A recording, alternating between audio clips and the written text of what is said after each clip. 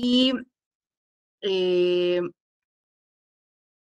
y esto se tiene que dar de forma muy estructurada porque tenemos muy poquito tiempo. A lo máximo son 10 minutos para exponer los alegatos de apertura. Entonces tiene que exponerse esta teoría de caso ante el juez de manera sencilla, breve y muy clara, y desde luego ser contundente, ¿no? O sea, irse a los puntos centrales de su teoría del caso. Y más allá de esto de exponer también la teoría del caso, lo que queremos aquí es atraer la atención, ¿no? Queremos captar la atención y el interés del juez, porque estos sí son ejercicios ya retóricos, porque lo que quiero al final del día es que el juez pues atienda a mi causa, ¿no? Y que efectivamente me dé la razón, crearle la convicción de que lo que estoy diciendo, esa es la realidad y por consiguiente debe ser también la realidad lírica, ¿no? Entonces hay que captar el interés y la confianza y en su caso empatía de los asistentes, en este caso del juez, para obtener una resolución favorable. Eso es lo que requiere, lo que ese es el objetivo principal de los alegatos de apertura. Y para diseñarlos hay que tener en cuenta eh, varias situaciones, ¿no?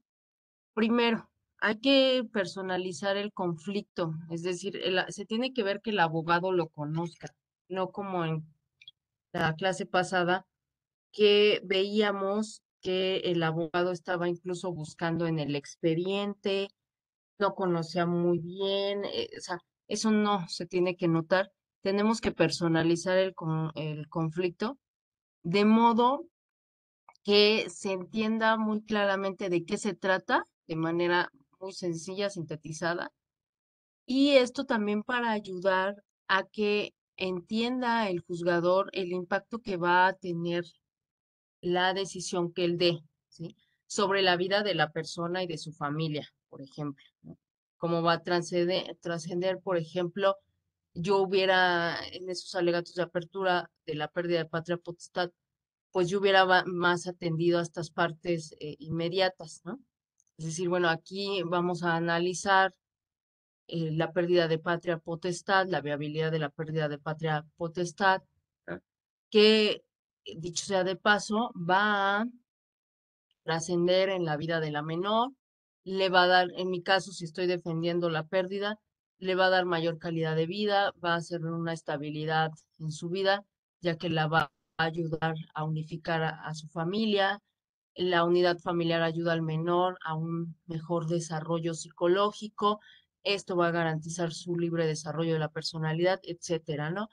O en caso de que estoy defendiendo que no pierda la patria potestad mi cliente, pues igual, esto es una decisión que trasciende la vida no solamente de la menor, sino del padre, que será despojado de ciertos de los derechos que conlleva el ejercicio de la patria potestad, su paternidad se verá frustrada, no podrá ejercerla en los términos adecuados y esto va a incidir no solamente en la autoestima del padre, sino también en su relación, en su capacidad de entablar relaciones interfamiliares y con la menor, el que se vea disminuida esta parte tan esencial que es la relación con su padre, ¿no? Cómo impactará, etc. O sea, lo que queremos aquí es que se vea el impacto que va a tener esa decisión si se decide de una forma o de otra. Eso es lo que tenemos que captar la atención del juez, ¿sí? Y insisto, el alegato tiene que ser lo más breve y directo posible, no divagar en otras cosas. Aquí lo que me interesa es cómo va a incidir esa pérdida de patria potestad, para bien o para mal, ¿ok? Entonces, tengo que ser muy breve y conciso para que sea impactante y se tenga lo que decimos una comunicación asertiva. ¿No? Me voy al punto, no divago en otros sentidos, voy al punto, ¿sí?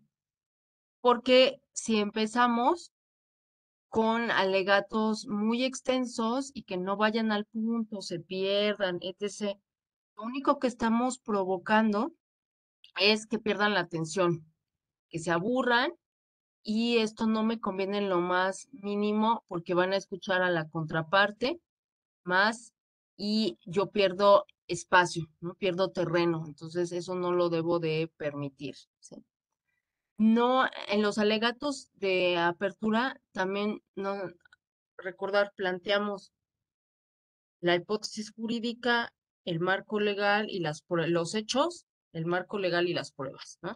Siempre es hechos, marco legal, normas y las pruebas que tenemos para cuadrar la hipótesis legal en los hechos, ¿no? Entonces, nunca hay que exagerar en cuanto a ni descripción de hechos ni de pruebas, ¿sí? Porque puede ser que yo la prueba no me dé el resultado que estoy buscando. A lo mejor me va mal en el contrainterrogatorio, que fue un poco lo que sucedió en el caso de Amber Heard, ¿no? En el contrainterrogatorio le empezó a ir bastante mal, ¿no? Esto afectó también mucho lo que sucedió, cómo se dirimió la controversia con Amber Heard, porque en realidad quedó muy desvirtuados los hechos que se habían postulado como que ella había exagerado en cuanto a esta violencia que decía que se ejerció sobre ella.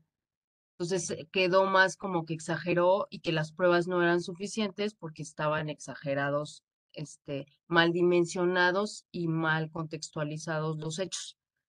Entonces, como yo no sé que también me salgan mis pruebas, desde luego estoy esperando que me salgan lo mejor posible y estoy deseando que la contraparte no sea tan buena para que me ataque y logre yo mi cometido. Pero no, un juicio siempre, siempre es una moneda al aire. Podemos tener bastantes cosas que son firmes y aún así hay la posibilidad de perder el juicio o que no se dé la sentencia en los términos tan favorables como estoy esperando.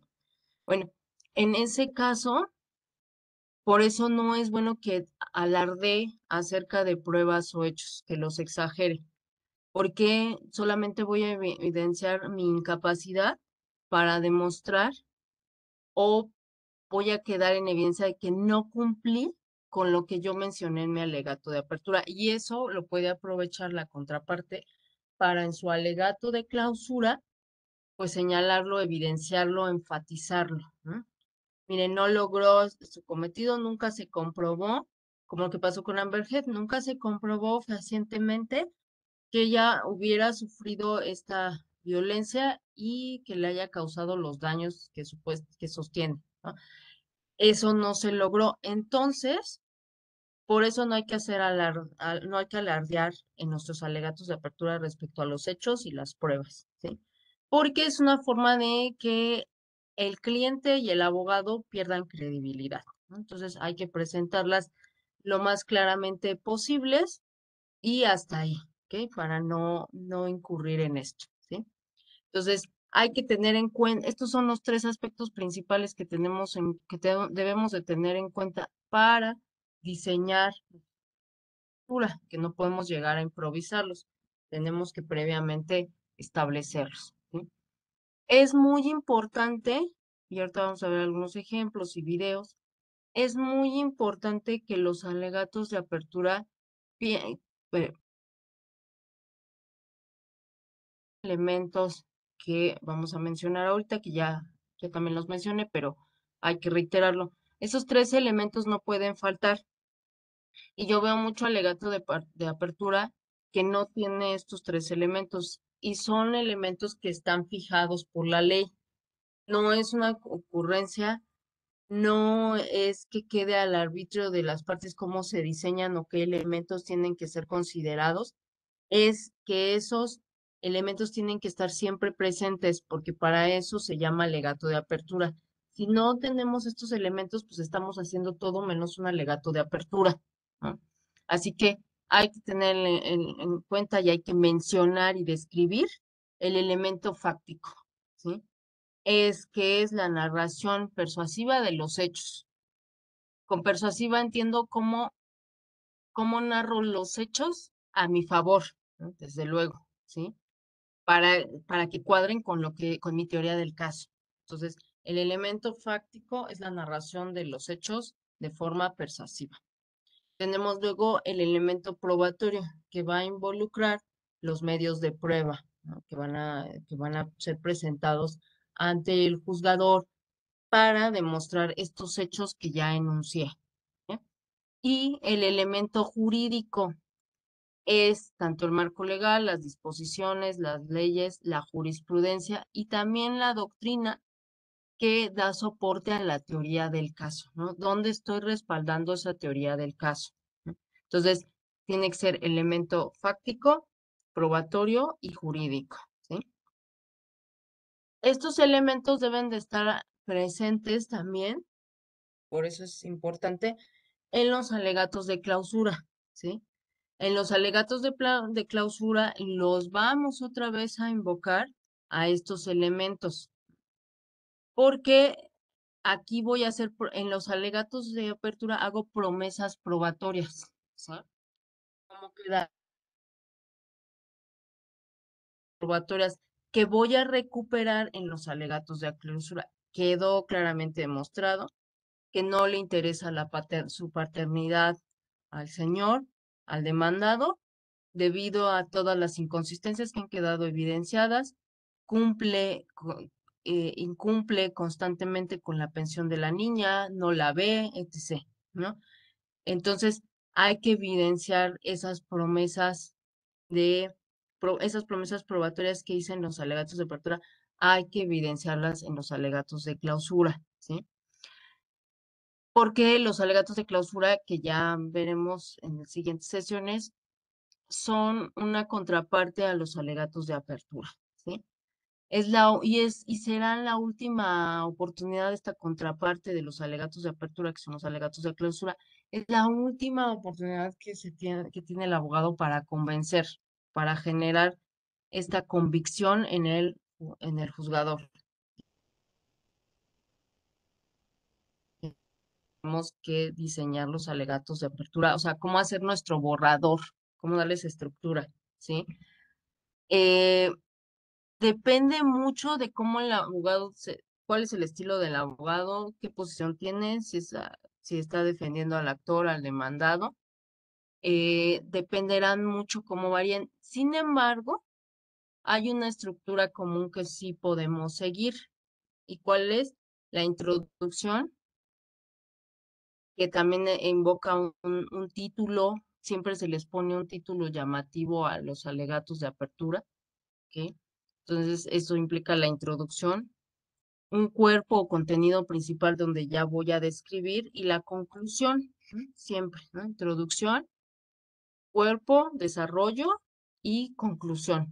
Son los tres elementos estructurales que debo de seguir para plantear mis alegatos de apertura, ¿sí? Con base en esa estructura voy a establecer de apertura, ¿sí?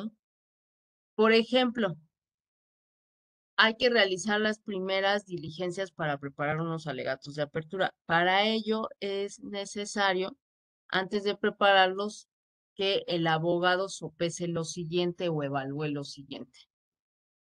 Evaluar quién o quién y presentar en qué momento. Es decir, son los famosos elementos que siempre llevamos a cabo en la descripción de hechos también, ¿no?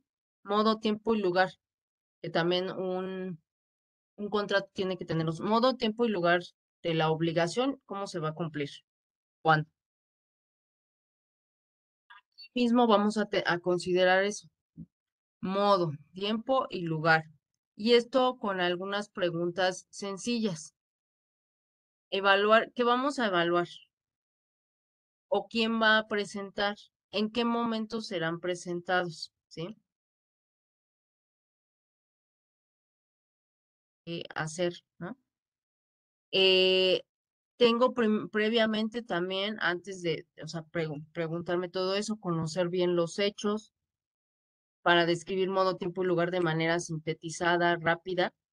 Aparte de ello, tengo que haber revisado ya mis pruebas y cuál es el alcance que van a tener mis pruebas. No llego a improvisar, nunca llego a improvisar.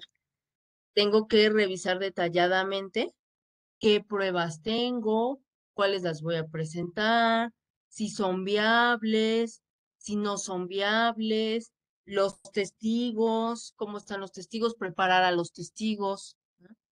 Tengo que preparar si va a dar declaración de parte la persona, tengo que, perdón, mi cliente, tengo que prepararlo, tengo que preparar a los otros testigos que tengo, hacer ensayos con ellos sobre las preguntas que les harían, etc., ¿no? Tengo que hacer esto, ¿sí?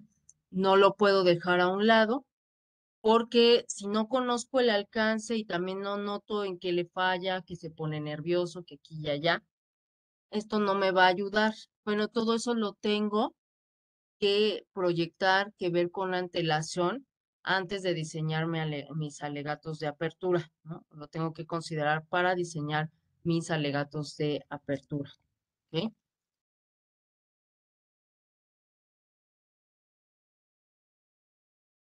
Y ahorita vamos a ver algunos ejemplos para que los tomes en cuenta de cómo se llevan a cabo, porque siempre es mejor ver todo esto en ejemplo, ¿no? Siempre, siempre es mejor.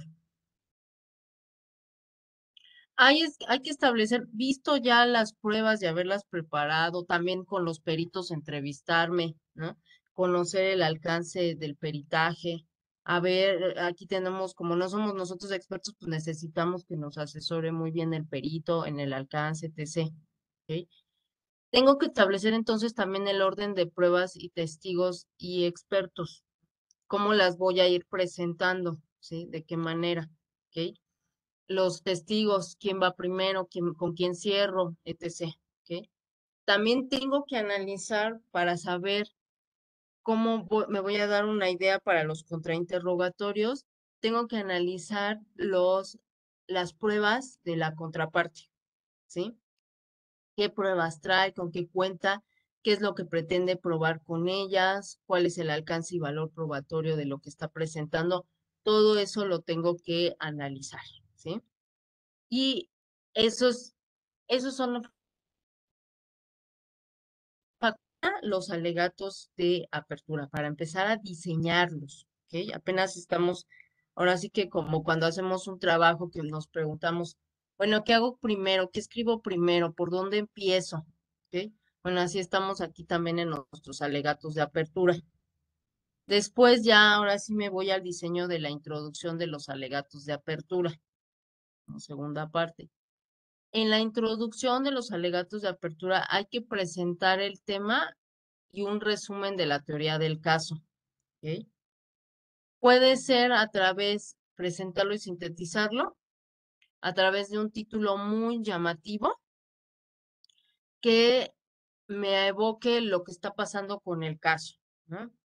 ¿Ok? Entonces, esto es muy importante que se lleve a cabo para captar la atención de inmediato del juzgador y que entienda hacia dónde voy, ¿no? De manera muy rápida o concisa. Se le dice tema o lema, ¿ok? Ese título que vamos a tener. Y es un enunciado muy puntual sobre el hecho y la pretensión que tengo, ¿no? Es un enunciado que me da el hecho y la pretensión en el alegato de apertura, me los va a enunciar, ¿sí? Por ejemplo, si estamos iniciando una defensa de un alegato de apertura para un homicidio, podríamos decir homicidio sí, pero en legítima defensa, ¿no? O sea, ahí está mi hecho, sí, sí hubo un homicidio, lo estoy admitiendo, pero fíjese que mi defensa y mi teoría del caso es que fue en legítima defensa. Eso es lo que yo estoy pretendiendo, ¿ok? A eso quiero, llegar a ese acuerdo de que sí, pues sí, sí hubo un homicidio, efectivamente sí privó de la vida, pero fue en legítima defensa, ¿ok? Entonces así se tienen que hacer el lema en los alegatos de apertura. Sí se tiene que hacer el lema con el hecho y la pretensión. Siempre, siempre. Y si ves, son algo muy sintetizado, algo muy resumido. ¿Ok? En cuanto a la extensión, el tema sería, no podemos tener algo así, un titulote, ¿no? Entre más pequeño sea, como lo es los títulos de los libros, ¿no? Con los títulos de los libros no nos llevamos una cuartilla, ¿no? Un título de un libro es muy conciso. Entonces, con los títulos de los libros es lo mismo. Aquí para nuestros alegatos de apertura, algo muy conciso, ¿eh? La introducción en los alegatos de apertura es bien importante a nivel estratégico, por eso no hay que omitirla. Es muy, muy, muy importante, ¿sí? Porque me van a ayudar desde un principio a que el juez conozca cuál es mi pretensión, ¿sí? Y me ayudan, si es un título impactante, pues me ayuda desde luego a convocar o evocar emociones, ¿ok?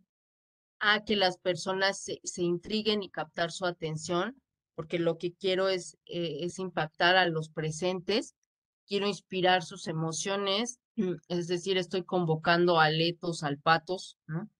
A la convicción moral, estoy evocando a con- convicción, perdón, emocional. Esto es lo que estoy haciendo. O bien, o sea, si quiero eh, que tengan esta convicción porque me favorece, o bien quiero desvirtuar y quiero más bien hacer atenuar el hecho también, ¿sí? Porque no bueno, sí, bueno, sí, efectivamente mató, pero fíjese que fue en legítima defensa, ¿no? O sea, quiero atenuar las consecuencias del hecho, en su caso, ¿ok? Depende si voy a defender o acusar. Esto es bien importante, si es actor, si es demandado, ¿sí? De eso va a depender. Ahora, preparar el cuerpo o el desarrollo de los alegatos de apertura, ¿sí? El cuerpo contenido de los alegatos es donde se elementos fácticos, probatorios y jurídicos. Aquí sí ya hice un título y ahora voy a desarrollar ese título, ¿no? Lo voy a explicar porque estoy diciendo que fue un homicidio en legítima defensa, ¿ok? Y voy a presentar entonces por eso mis elementos fácticos, probatorios y jurídicos. El elemento fáctico, en este caso el hecho. Aquí otra vez nos volvemos a hacer preguntas para diseñarlo, ¿sí? Hay que responder qué se hizo, quién lo hizo o quiénes lo hicieron, dónde lo hicieron, cuándo lo hicieron, cómo lo hicieron, por qué, ¿no? Cómo ha incumplido con la pensión y con las obligaciones de la patria potestad, cómo lo ha hecho, desde cuándo lo ha hecho, ¿sí? ¿Quién lo ha hecho? ¿Sí? Tengo que contestar estas preguntas para presentar y describir los hechos, ¿no? Que es, otra vez traducido, modo, tiempo y lugar. Estas preguntas, ¿quién lo hace? ¿Cómo lo hace? ¿Dónde lo hace? Sí, me las tengo que hacer para presentar los alegatos, perdón, los hechos en el cuerpo de los alegatos de apertura, ¿sí? Las pruebas, ¿qué pruebas voy a rendir? Los estados de cuenta, por ejemplo, en los que se evidencia que no paga el pago de la pensión no es constante, ¿ok? Bueno, me voy a ir hacia esas partes. De las pruebas, ¿qué pruebas voy a presentar? El sustento legal, esto de conformidad, y voy a resumir el marco legal que me da pie a que da pie a mi pretensión, ¿ok? Al realizar los alegatos de apertura, deben estar elemento fáctico, elemento probatorio y elemento legal. Tienen que estar conjugados, articulados entre sí, de una forma lógica y creíble, verosímil, ¿ok? Que se vea ordenado. No primero le cito las pruebas, luego los hechos, luego me regreso al sustento legal. No, que se vea ordenado cómo estoy articulando estos elementos de la teoría del caso, ¿sí? Porque si no, porque al final estos son elementos de la teoría del caso. Si no, estoy presentando de manera desordenada mi teoría del caso y no queda claro hacia dónde voy, ¿no? Lo que queremos al final es de la parte de las consideraciones sobre el cuerpo de los alegatos de apertura o este desarrollo, es que se alineen estos tres elementos descritos anteriormente para que se realicen estas conjeturas que yo deseo por parte del ser el delito o hecho jurídico ilícito y las modalidades típicas, ¿no? Definirlas. Es que ¿por qué está incurriendo en incumplimiento? ¿Ok? O por qué si es el tipo penal de homicidio, de violación, necesito establecerlo desde mis alegatos de apertura. ¿No? Describir el contexto, las formas y los medios involucrados en la cometida del hecho. Sí, sí mató, pero bajo estas circunstancias y las describo. ¿Ok? Afirmar que las pruebas se presentan o cumplen con los requisitos de legalidad, idoneidad, conducencia y utilidad, es decir, alcance y valor probatorio, porque es pertinente la prueba. Esto es muy importante que incluso lo enuncie desde mi demanda, porque es importante esa prueba que estoy llevando a cabo, ¿sale?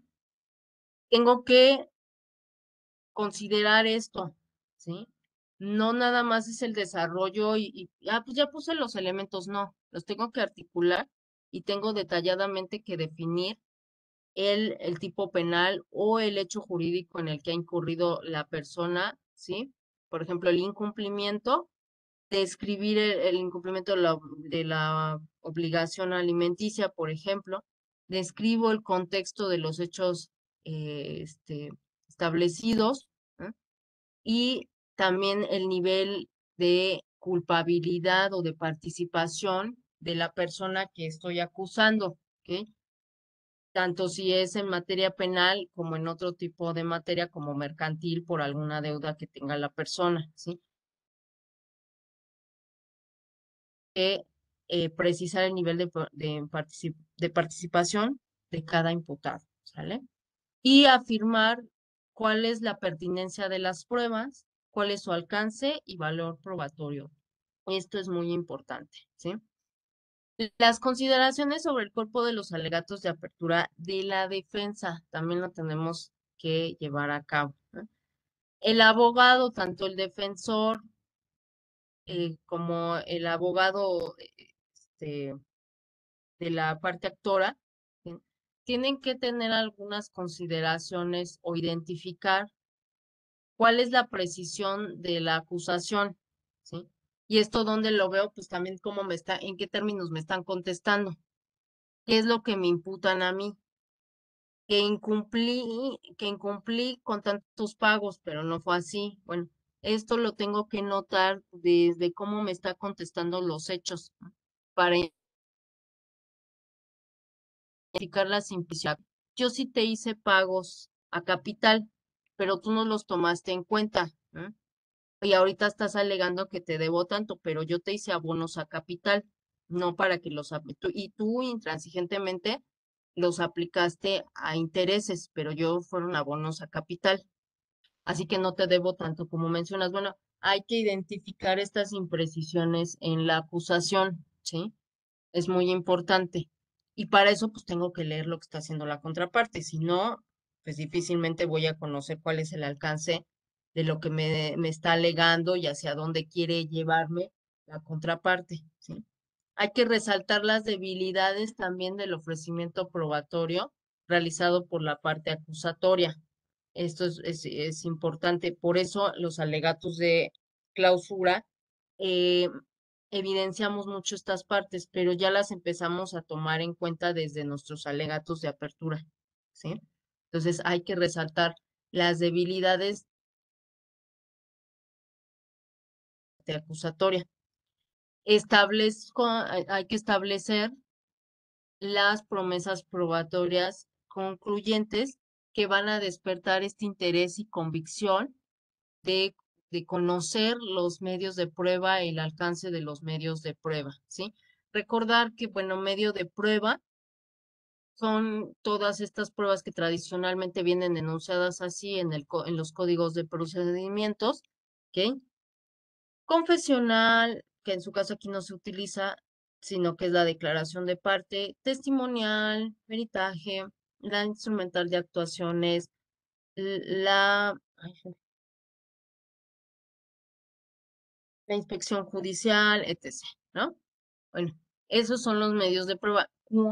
ya son valorados por el juez y les da un valor probatorio, se convierten en prueba, ¿sí? Esa es la diferencia. Entonces aquí hago estas promesas en cuanto a los medios de prueba para que despertar esa convicción y ese interés en el juzgador por verlos, por conocerlos y saber cuál es su alcance, ¿sí? Afirmar de nuevo que eh, todas las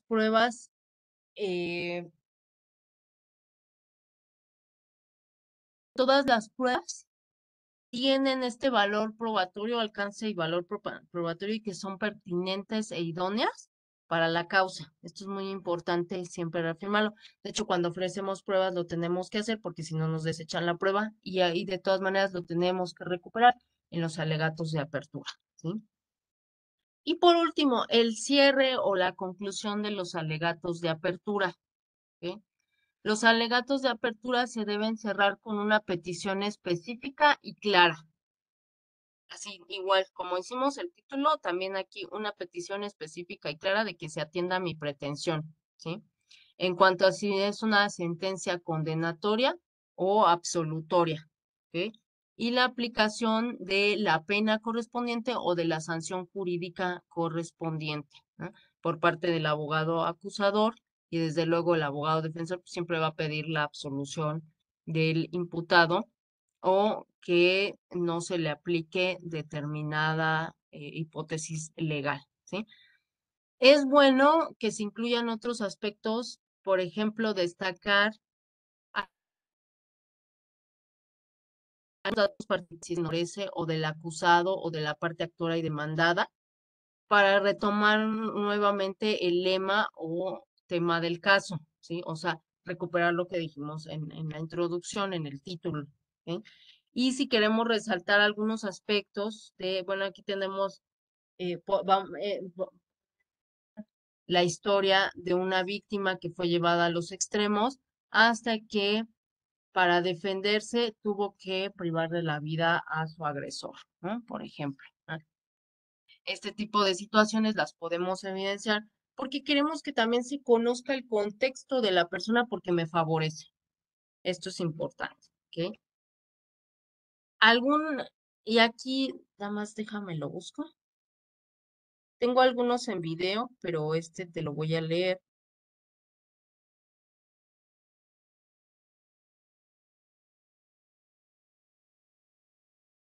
Tito, se está cargando.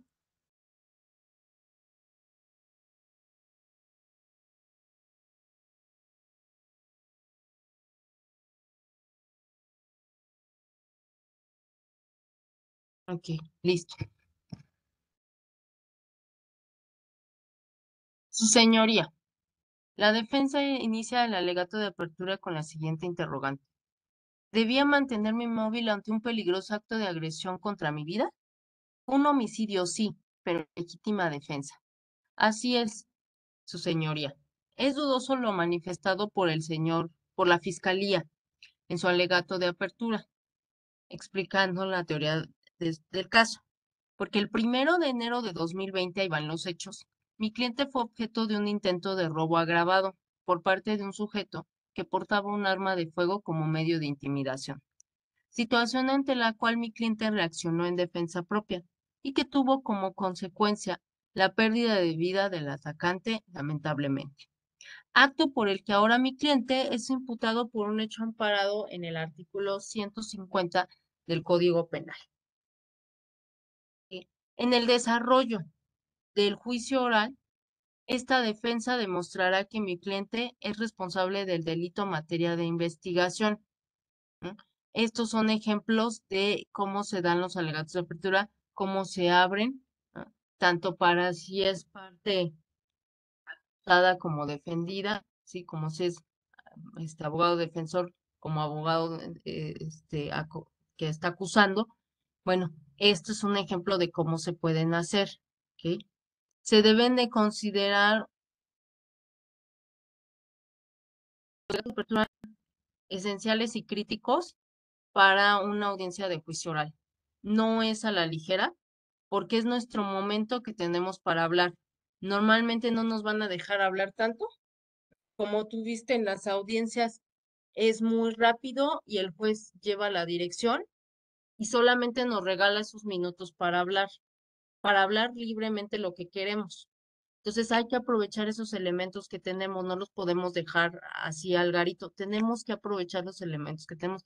Por eso es muy lamentable que los abogados dejen del olvido los alegatos de apertura. Esto no se tiene por qué hacer. Es un elemento crítico y esencial porque es la primera imagen que yo voy a dar ante el juzgador, tanto de mi cliente como de mi teoría del caso.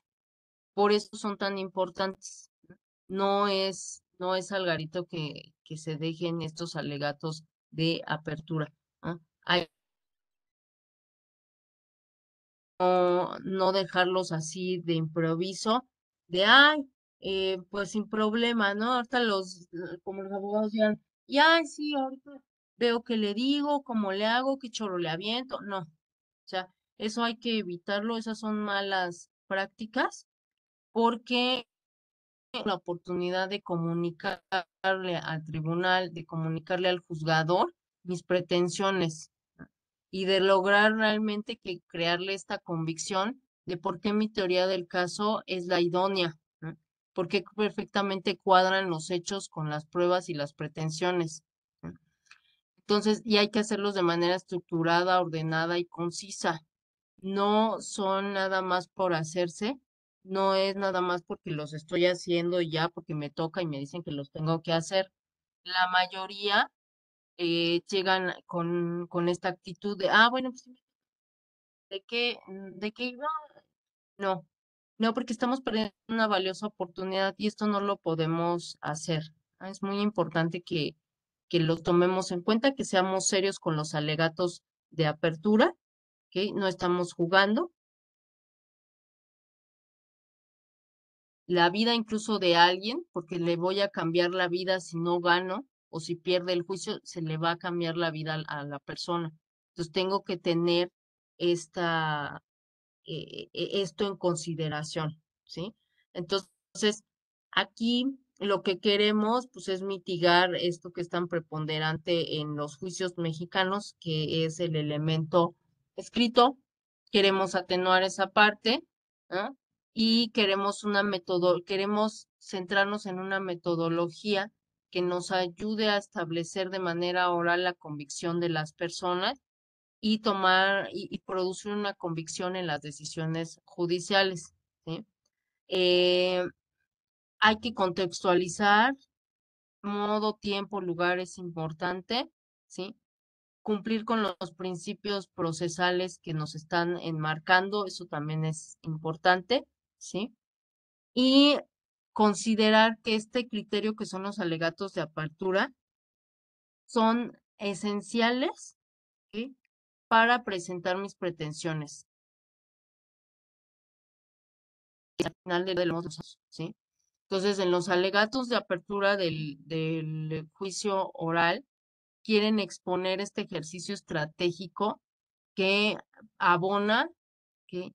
a, a la teoría del caso, ¿sí? ¿Puede haber improvisación? Sí, podemos ir ajustando los alegatos de apertura, a lo mejor porque ya voy a la contraparte y dije, ah, y eso los puedo ir ajustando, pero si yo no conozco bien lo que voy a decir, muy difícilmente puedo agregar algo nuevo que para que suene aquello coherente, ¿no?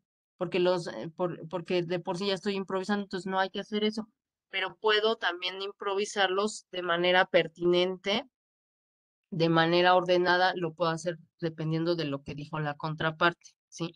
Lo que quiero es vertir información minuciosamente esbozada que es relevante para la decisión del juez. Esto es lo que quieren los alegatos de apertura, ¿no? Deben reunir a los actores involucrados, ¿sí? Sin discutir, no estamos discutiendo, ¿eh? Porque como decíamos en los argumentos, no estoy atacando a la parte, estoy presentando mis argumentos, ¿ok? No estoy discutiendo, ¿sí? Solamente estoy diciendo de dónde va, cuál es mi bandera, qué es lo que estoy abrazando aquí. Eso es todo, ¿sí? Es muy importante s- señalar por qué es pertinente que se tome determinada decisión o no. ¿Sí? Esto, ¿ok? Entonces hay que presentar el tema, hay que narrar los hechos, hay que hacer el planteamiento jurídico, hay que hacer las promesas o juicio o compromisos para el juicio, la petición, ¿sí? También enunciamos debilidades si es que las detectamos en en los alegatos de apertura o en el mismo caso, en el expediente, las podemos denunciar, ¿sí? Sintetizando, cuando presentamos el tema, damos un enunciado que debe englobar el hecho y la pretensión, ¿ok? Cuando nuestro enunciado menciona el homicidio, por ejemplo, si se puntualiza al juez que se tratará de un asunto que sí es privación de la vida y sí sucedió, no lo estamos negando. La pretensión o lo que está bajo controversia es si fue en legítima defensa o no, ¿ok? Para esto nos ayuda. Es de corte dramático el lema, sí, sí, porque estamos, pues es muy controversial decir, bueno, sí mató, pero fue en legítima defensa. Sí es dramático, pero tenemos que manejar desde un punto de vista limpio esta parte, ¿sí? En el tema no vamos a explicar, el tema es algo muy conciso. Tiene que ser algo muy pequeñito. Es que el título del cuento que vamos por ponerlo de manera llana, sin querer ser denostativo, es el título del cuento que vamos a narrar ante el juzgador. ¿Sí? Ese es el lema. La narración de los hechos va a implicar que se exponga lo fáctico, los hechos, qué pasó, cómo pasó, quién lo hizo, dónde sucedió, ¿sí? Esto debe de ser de manera cronológica, ¿no? Expresándolo siempre en tercera persona, quien lo expone, ¿ok? Para no romper con la objetividad y buena fe y estos principios que tiene todo procedimiento, ¿sí? Esto va a ayudar a establecer la cronología, ayuda a establecer el orden de cómo sucedieron los hechos, ¿sí? Porque me da una visión ordenada de lo que está sucediendo, ¿ok? El planteamiento jurídico, ya dije qué sucedió y ahora voy a decir por qué eso que sucedió cuadra en un fundamento jurídico, ¿sí? O jurisprudencial, ¿no? De precedente. ¿Por qué está cuadrando ahí? Hay que comunicarle al juzgador que, que esos hechos existieron, que efectivamente hay una conducta que logra cuadrar con el tipo penal o con la sanción jurídica o con el incumplimiento, por ejemplo, de la obligación, ¿no? Está cuadrando perfectamente, ¿sí? Esto es indispensable, el fundamento legal, porque estamos cumpliendo con principio de legalidad como máxima expresión del derecho, ¿sí? Los fundamentos jurídicos deben expresarse primeramente el tipo penal básico en el caso penal o cuál es el incumplimiento de la obligación y en dónde está fundamentado, ¿sí? En el caso de materia penal, vamos a establecer posteriormente, establecemos el tipo penal, establecemos si hay agravantes, atenuantes o excluyentes, ¿ok? Y las promesas o compromisos para el juicio, las promesas probatorias.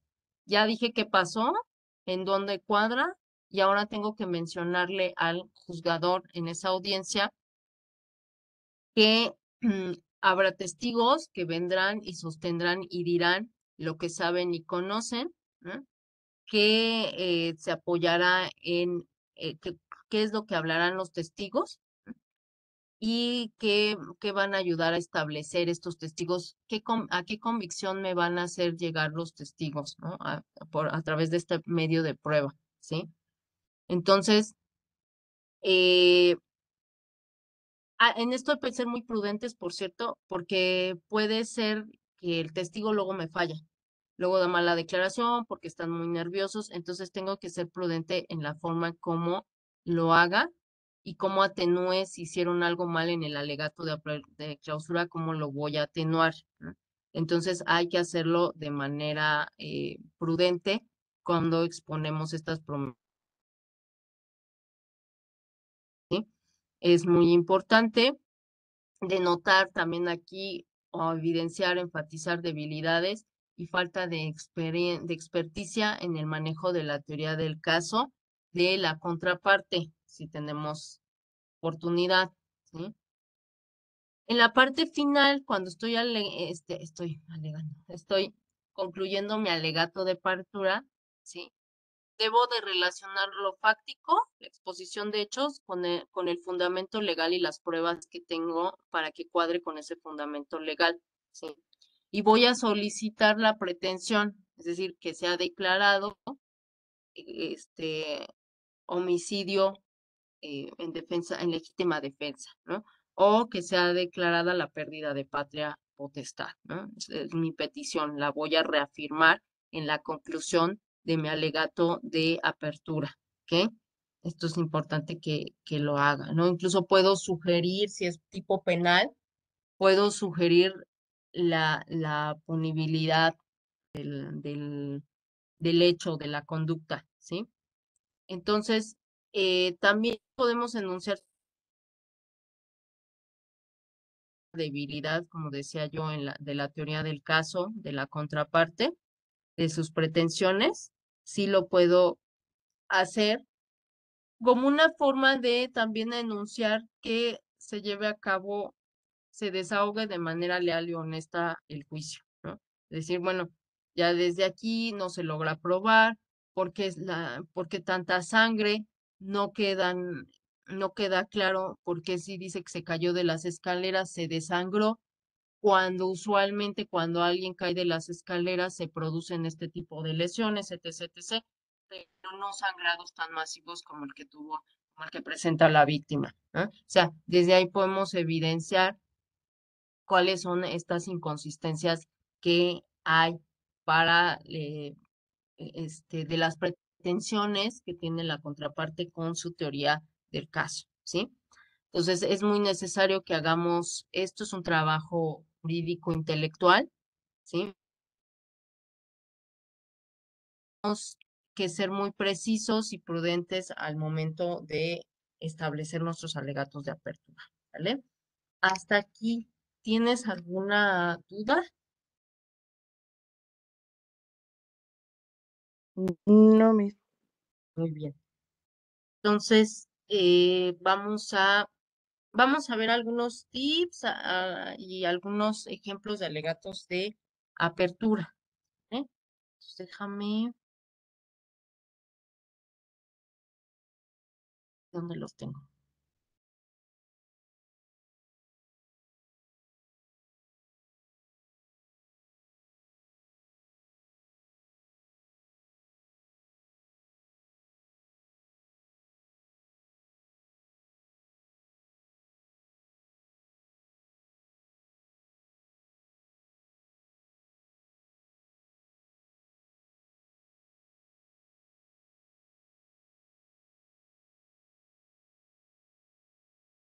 Ok.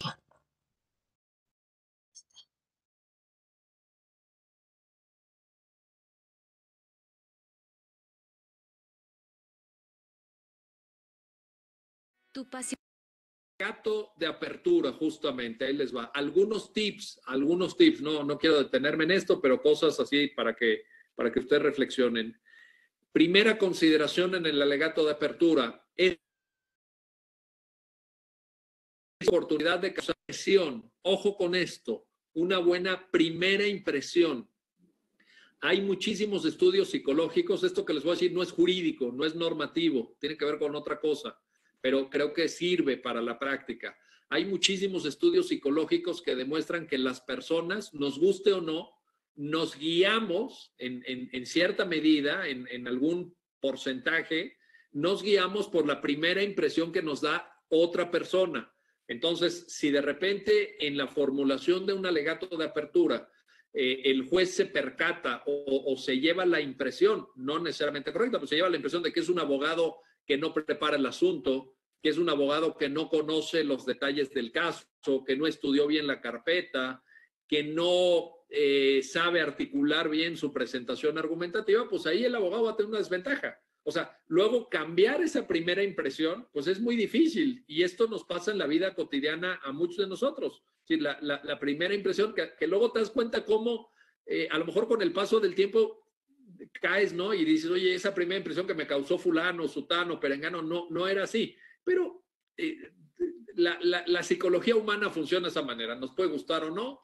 Ya saben ustedes que dicen los psicólogos, ¿no? Te formas una idea, al menos una idea intuitiva de cómo es una persona a partir de, dentro de los 30 primeros segundos en los que tú ves a esa persona.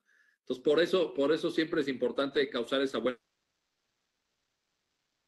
primera impresión. Dos, sexto. El alegato de apertura es el momento procesal oportuno para introducir nuestra teoría del caso. Nuestra teoría del caso. Ese es el momento. Ahí es donde todo ese trabajo al que ya me referí en la sesión anterior, todos los elementos que ya fueron citados, ahí es donde pues ya realmente se van a presentar. Y esa teoría del caso, además de todo lo que dijimos en la sesión anterior, vale la pena que vaya acompañada también de la introducción de lo que en la práctica de litigación oral en Estados Unidos se llama el tema, que es una especie de etiqueta conceptual, es una especie, ¿cómo llamarlo?, de fórmula que nosotros vamos a estar machacando cada vez que podamos intervenir, cada vez que podamos hablar, en donde intentamos anclar, intentamos fijar en la imaginación del juzgador ese tema. Podemos nosotros decir, este es un caso de identificación errónea. Confundieron a mi cliente, confundieron a mi representado, están pensando se parecía mucho, alguien que iba pasando, alguien que era su primo, etcétera, etcétera. Entonces eso lo repetimos, ese es nuestro tema, identificación errónea, identificación errónea, identificación errónea. O este es un caso de fabricación de culpable, fabricación de culpable, fabricación de culpable, etcétera. En ese momento nosotros introducimos en el alegato apertura tanto nuestra teoría del caso como el tema, la etiqueta, el ancla que nosotros queremos que quede perfectamente firme en la imaginación del juzgador. 3, importante también, aplica en materia penal, pero seguramente en otras, enfatizar carga de la prueba y presunción de inocencia. Es algo muy obvio, es algo muy evidente, pero de todas formas vale la pena. Los jueces ya lo saben, sí, pero hay que recordárselos. Hay que recordar a quién le corresponde la carga de la prueba. Hay que recordar el umbral de satisfacción que se tiene que construir en la fiscalía para tumbar presunción de inocencia. Esto es algo que hay que tener siempre presente y el alegato de apertura es un magnífico momento. Cuarto elemento del alegato de apertura. Hay que elegir, esto es una decisión estratégica, va en función de las circunstancias del caso, hay que elegir el punto de arranque, es decir, el punto de partida de nuestra narración, de nuestra presentación. Fundamentalmente en materia penal hay dos opciones. Hay más, pero digamos, lo quiero resumir de esta manera, hay dos. O empezamos a narrar a partir del momento de los hechos, es decir, hacemos una narrativa en donde entramos a cuáles fueron los hechos, discutimos los hechos, etcétera, etcétera, o bien podemos arrancar a partir del momento de la detención. Esto tiene mucho que ver con nuestra estrategia de defensa, sea activa o sea pasiva. Seguramente si es activa, podríamos empezar a hablar a partir de los hechos. Si es pasiva, probablemente nos convenga más hablar a partir del momento de la detención. Pero esto es una decisión estratégica. ¿Cómo construimos? ¿A partir de qué momento construimos nuestra narrativa? Quinto elemento del alegato de apertura, el tema de los apoyos visuales. Fíjense que esto es algo que se ha discutido mucho y analizado mucho en Estados Unidos y yo siento que en México no estamos tan alerta o no estamos tan preocupados, pero puede ser muy efectivo. Si tú de repente puedes poner una foto, si tú de repente puedes poner un croquis, si tú de repente puedes poner una maqueta a la vista del juzgador, todo eso refuerza tu credibilidad. Todo eso es precisamente un apoyo, valga la redundancia, un apoyo visual a tus líneas argumentativas. Y repito, cada vez es más importante. Me tocó ver en una audiencia a un colega, nosotros estuvimos asesorando un asunto, no lo traemos nosotros, pero estuvimos dando asesoría, y este abogado en materia penal hizo valer justamente, a raíz de una sugerencia nuestra, hizo valer el tema de la dilación en la puesta a disposición. Y cuando iba explicando esto, proyectó unas imágenes en la audiencia, usó Google Maps para ilustrar la distancia del punto en donde la persona había sido detenida a donde tenía que haber sido puesta a disposición.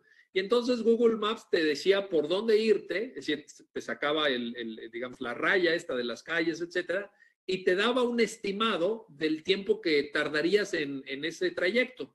Y bueno, resultaba que los policías, los agentes aprensores, habían tardado 4 veces más. O sea, no había ninguna justificación y con eso, con ese apoyo visual, pues realmente su argumento subió mucho de nivel. O sea, en vez de que tú lo estés explicando, te eches tu rollo, pues que realmente juegues con esos apoyos visuales.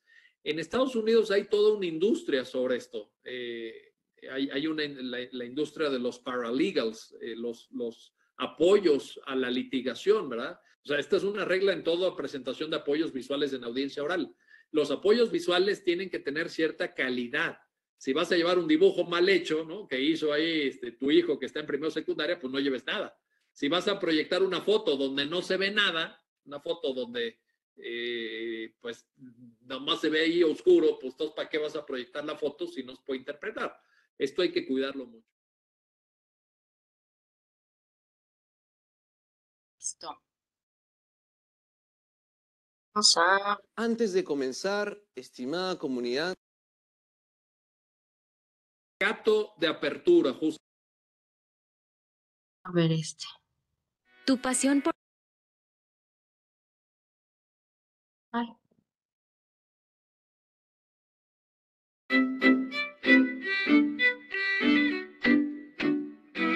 Este video es presentado por el Sistema Ciencia Garza Educativa de la Universidad Autónoma del Estado de Hidalgo. Para mayor información, visítanos en www.uaeh.edu.mx. Gracias por aprender. Bien, en esta ocasión vamos a hablar acerca de los alegatos de apertura. Los alegatos de apertura son importantes ya que este es el primer contacto que tiene las partes, sea Ministerio Público, sea defensor, con el Tribunal de Juicio Oral. Debemos de aprovechar esta parte tan importante en las técnicas de litigación.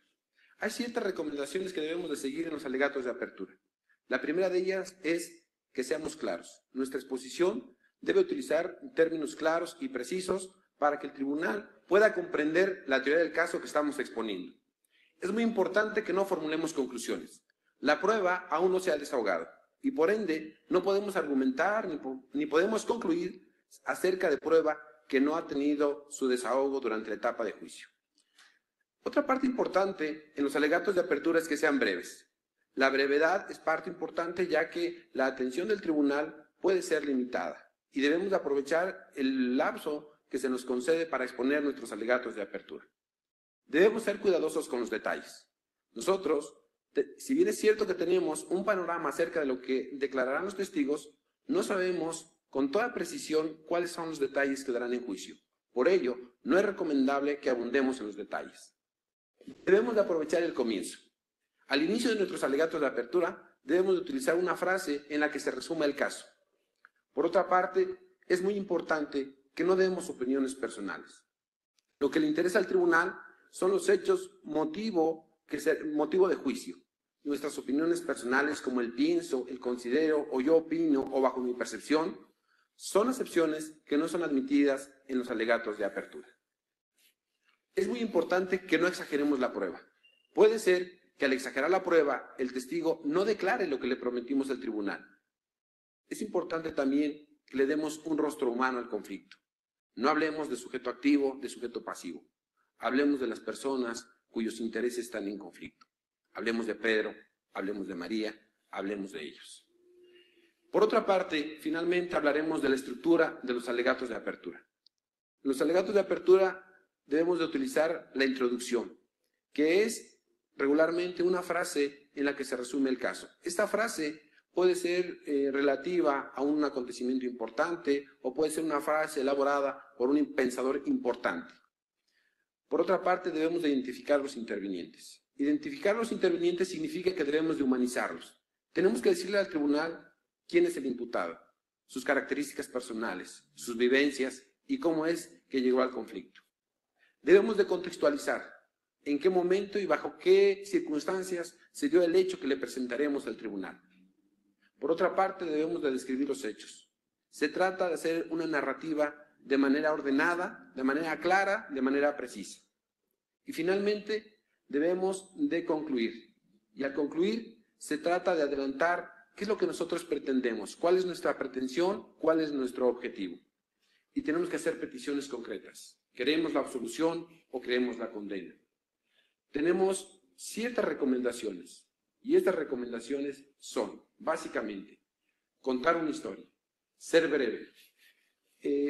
Tenemos que plantear una historia que sea fácil de recordar. No tenemos que abundar en los detalles y no debemos de leer, no debemos de exagerar, no debemos de ser aburridos y no debemos de ser prepotentes. Se le concede el uso de la voz a la defensa para que manifieste sus alegatos de apertura. Gracias, su señoría.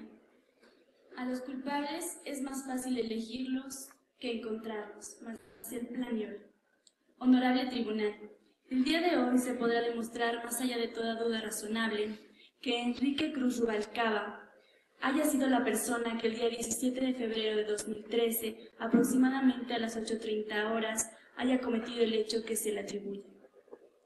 En efecto, por una parte escucharemos a la víctima, quien nos narrará los hechos ocurridos el día 17 de febrero de 2013 a las 8:30 horas, de la hora que no duda, puesto que, haciendo su última vuelta en el Parque Revolución, vio su reloj, el cual señalaba las 8:30 horas, momento en el que ocurrieron los hechos. Por el contrario, el día de hoy quedará probado, más allá de toda duda razonable, que Enrique Cruz Rubalcaba, el día 17 de febrero de 2013, alrededor de las 8:30 horas, se encontraba en el domicilio de la señora Sara Matilde Uruzapa Garzón. Escucharemos a la señora Sara Matilde, quien nos dirá que su domicilio se encuentra ubicado en la calle Jacarandas número 15, Colonia Jardines de esta ciudad. Además que Enrique, Juan y Pedro empezaron a trabajar en su domicilio a partir del 1 de febrero de 2013. Le dirá que el 17 de febrero de 2013, alrededor de las 8:30, ella se constituyó en su domicilio y le pidió a Juan, a Enrique y a Pedro que se retiraran porque al día siguiente tendrían que colar. La segunda proposición fáctica consistente en que Enrique Cruz Rubalcaba salió del domicilio de la señora Sara Matilde para comprar una cerveza se podrá comprobar a través de los testimonios de Juan Hurtado Jiménez, quien nos dirá que el día 17 de febrero de 2013 se encontraba en la casa de la señora Sara Matilde con Enrique y Pedro y que a partir de las 8 de la noche empezaron a tomar. Al ser las 8:30 de la noche, Enrique salió para ir a comprar más cervezas a la tienda que se encuentra a 3 cuadras del domicilio de la señora Sara Matilde y regresó aproximadamente 15 minutos después. Además, escucharemos a Pedro Corrazapien, quien nos dirá que a partir del 1 de febrero de 2013 empezó a trabajar en el domicilio de la señora Sara Matilde junto a Enrique y junto a Juan. Además, nos narrará que el día 17 de febrero del 2013, al terminar sus labores aproximadamente a las 8 de la noche, se pusieron a tomar y a jugar dominó, razón por la cual la señora Sara les pidió que se retiraran porque al día siguiente tendrían que trabajar, y Enrique, una vez que la señora se había marchado, salió a comprar unas cervezas. Este regresó después de 15 minutos o 20, y Pedro vio que llegaba con prisa. La tercera proposición fáctica consiste en que Enrique Cruz Rubalcaba salió del domicilio de la señora Sara Matilde para comprar más cervezas y regresó a las 8:45 de la noche. Al respecto escucharemos la declaración de Omar Suárez Mazo, quien nos dirá que el día 17 de febrero del 2013, pasadas las 8 de la noche, Enrique se constituyó en su tienda y como no llevaba cambio, salió de la misma, regresó y compró un six de cervezas y después se fue. De igual forma, les dirán que el Parque Revolución se encuentra al lado de la colonia Zapata y Jardines, pero que se tarda en llegar porque debe cruzar un bulevar hay bastante tráfico y no hay puentes, perdón. Por otra parte, para acreditar la responsabilidad penal de mi defenso, el agente del Ministerio Público utilizará la declaración de la víctima, quien nos dirá cómo ocurrieron los hechos el día 17 de febrero de 2013 a las 8:30 horas, y también nos dirá que ocurrieron en una de las partes más oscuras del parque, que además su agresor llevaba un pasamontañas y que solo le permitió ver los ojos. Nos dirá además que su agresor introdujo su pene en la vagina.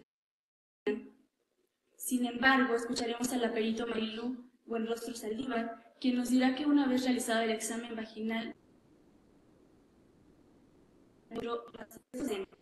a los culpables es más fácil elegirlos que encontrarlos. Gracias.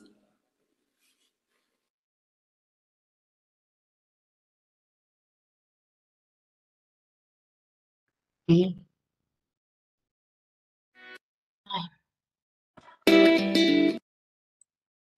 Ay, lo acabo de perder.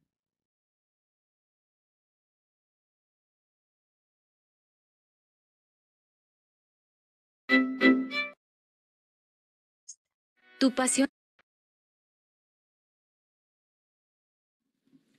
Ahora sí, habiéndose dado las instrucciones iniciales al jurado, habiéndose individualizado al imputado de autos, le concedo la palabra en primer lugar a la señora agente fiscal, la doctora Rokovich, para que establezca, manifieste las líneas de la acusación. Gracias, señor presidente. Pido permiso para ponerme de pie. Concedido. Gracias. Bueno, buen día, ahora sí, señoras y señores del jurado, formalmente. Como ustedes ya saben, yo soy la fiscal en este juicio, como así me presentó el juez técnico. Y el caso que yo ahora voy a procederles a narrar a ustedes, el caso que les voy a contar, quiero que sepan que es el resultado de la conducta de una persona violenta, de una persona agresiva, que actúa por impulso y sin medir el daño que ocasiona con esa forma de actuar. Ese es el acusado, el señor Adolfo Luis Silvano Reynoso.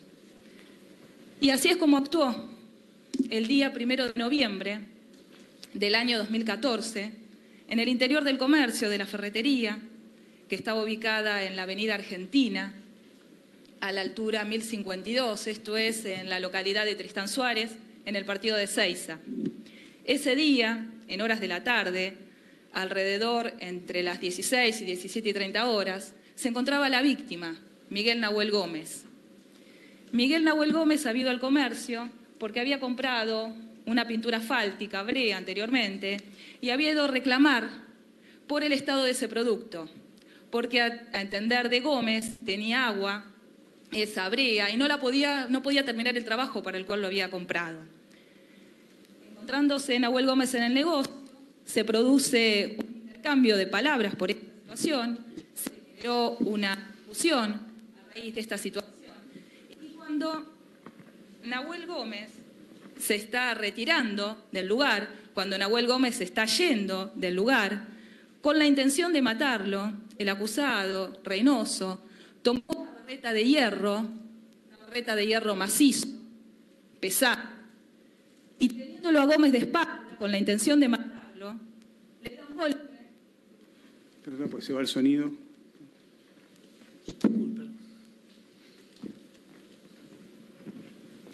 Y como les decía, con la intención de matarlo, le da un golpe en la cabeza, le fractura el cráneo. El golpe exactamente fue en esta zona, en la región parietal izquierda, y producto de ese golpe, Nahuel Gómez se desploma en el suelo. Reynoso no logra consumar el hecho porque Nahuel Gómez, la víctima, fue inmediatamente trasladada al hospital de Seiza, donde recibió oportuna asistencia médica. Este hecho que yo les acabo de relatar, para nuestra ley se llama tentativa de homicidio y está penado por nuestra ley penal. Este hecho yo se los voy a probar a ustedes con la prueba testimonial que van a oír. En primer término van a escuchar a Nahuel Gómez, quien está aquí para contarlo, sobrevivió a esa lesión. Van a escuchar también al testigo presencial del hecho, Martín Escalante, quien también les va a relatar cómo sucedió este acontecimiento. Luego van a oír al personal policial, que inmediatamente se constituyó en el lugar. Y por último, van a escuchar al perito médico forense, al doctor Bombincini. El doctor les va a explicar a ustedes la lesión que ese golpe le produjo en la cabeza a Nahuel Gómez, la gravedad de esa lesión que ha puesto en peligro la vida de la víctima. Luego de que yo termine este lineamiento, esto que les estoy contando a ustedes, va a tomar la palabra la defensa. La defensa les va a decir a ustedes que acá hubo una legítima defensa, es decir, que Reynoso, el acusado, se defendió, que defendió a su familia también. Pero yo tengo que aclararles a ustedes que para nuestra ley, para que exista legítima defensa, tiene que haber primero una agresión ilegítima por parte de la víctima, en este caso, hacia Reynoso. Es decir, que Gómez tuvo que haber puesto en peligro la vida del acusado, lo cual no ocurrió en ningún momento, porque ustedes van a observar de la prueba que yo les voy a presentar que la única persona herida y la única que corrió riesgo su vida fue la vida de Nahuel Gómez. En ningún momento estuvo en peligro la vida del acusado Reynoso. Tampoco estuvo en peligro la vida de su familia o corrió riesgo alguno la vida de su familia, porque el hecho sucedió en el interior de la ferretería, en la cual se encontraban Reynoso, el acusado, Nahuel Gómez y Martín Escalante, el testigo presencial del hecho. También la defensa les va a decir que el acusado Reynoso no tuvo la intención de matarlo a Nahuel Gómez. Les va a decir, no tuvo la intención de matarlo porque no siguió pegándole cuando estaba desplomado en el suelo. No tuvo la intención de matarlo porque ayudó a sacarlo del negocio. Pero yo debo aclararle a ustedes también que para nuestra ley también es tentativa de homicidio el que lo causó, aunque ese no haya sido su propósito, pero era una consecuencia inevitable de esa forma de actuar. Y también para nuestra ley es tentativa de homicidio el que teniendo conciencia que puede provocarla, no le importa y es indiferente. Recuerden lo que yo les dije al comienzo cuando empecé a hablar con ustedes. Este hecho es el resultado de la conducta de una persona violenta que actúa por impulso, que no mide el daño que provoca con su forma de actuar.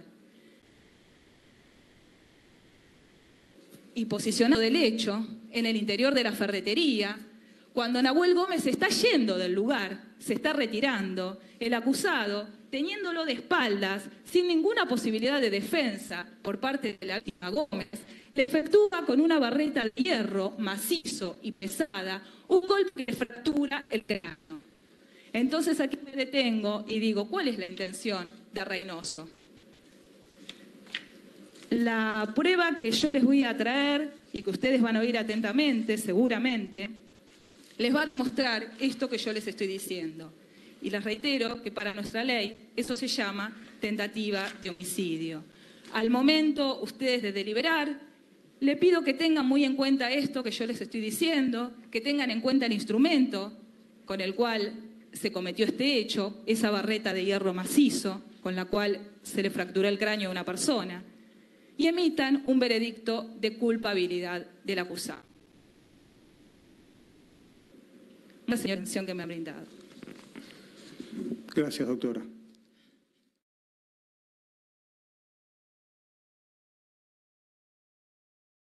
Listo. Pues estos son ejemplos de alegatos de apertura.